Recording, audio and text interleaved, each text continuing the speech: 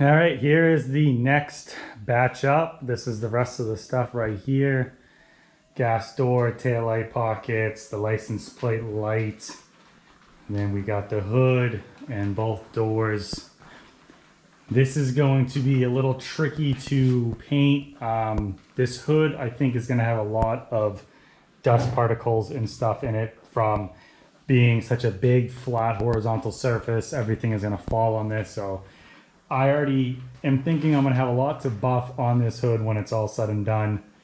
Kind of like the trunk and how that was laid down, so we'll see. But the doors, I have a light in here, so I think the doors are going to be a little tricky to clear just because it's in a dark shadow over here, but I do have my light over there in the corner, so hopefully I can get the clear looking good on those doors the way that they are without running them down the side. And the hood will have some buffing when it's all said and done also, so we will see. And then this stuff is just a couple little parts, no big deal. And then that should be it for all of the paint work that I have to do with this car. So I'm very excited that hopefully I can get this all done today and looking good. So let me wipe everything down, mix up some paint, and I'll be back in the booth.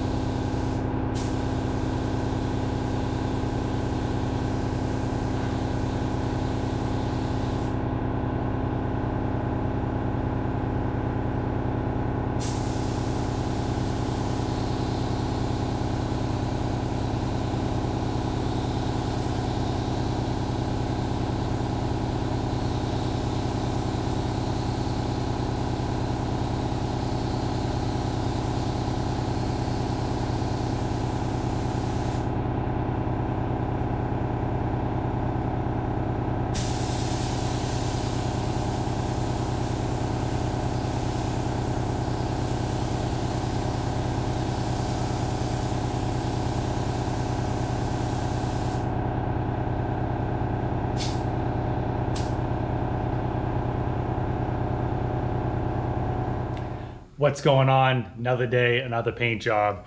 I put the hood back in the booth today to respray it because I was not happy with how it looked. I'm still not completely happy with how it looks now, but it's much better than before. So I'm gonna show it to you guys right now. Basically the hood, yesterday I painted it with a bunch of other stuff and there was a couple big chunks of dirt and stuff in it and I was not happy about it. So I sanded it all down this morning and then I re-based it and re-cleared it and it's looking a lot better, but there is a ton of dirt in here. As you can see, we got overspray on everything. This has been sprayed in a couple times now, so you know the fans are covered, the floor is covered, the stands are covered. You know, I'm painting in a garage with a plastic wall, so this hood definitely has a lot of dirt in it, but I was planning on sanding and buffing it anyways, so it's not really that big of a deal. I got some more sanding and buffing to do than I originally had, but it'll look good in the end. You know, that's just one of the tough things about spraying, you know, in a garage is that you're gonna have dirt. You are not having a perfect booth setup, so it is what it is, but it does look good. It's got a lot of clear on there. I hosed on 2 good coats, so I'm not worried about going through the clear when I'm sanding all the dirt down, but it is gonna make a little bit more work than usual for the sanding and buffing.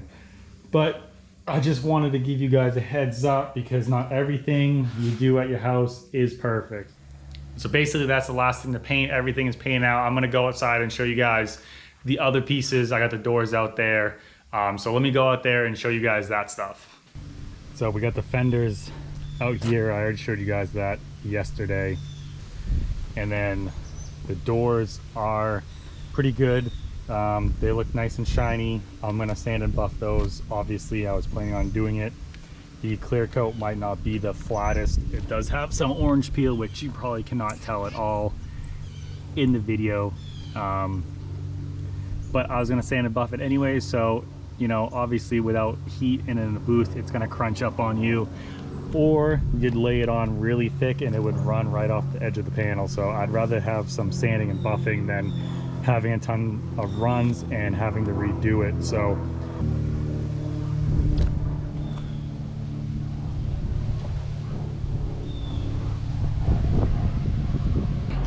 now that everything's painted, I got the body of the car right behind me right here. I'm gonna take the cover off and I'm just gonna start, you know, putting things back together. I gotta seam seal it, get the floor all seam sealed where I welded in the patch panels, and then work on some of the interior, the headliner, all that stuff can go in now. I'm not doing any more body work, sanding, making any mess, any dust or anything like that. So I can really start putting this thing back together, which is gonna be very exciting. Hopefully it goes pretty smooth.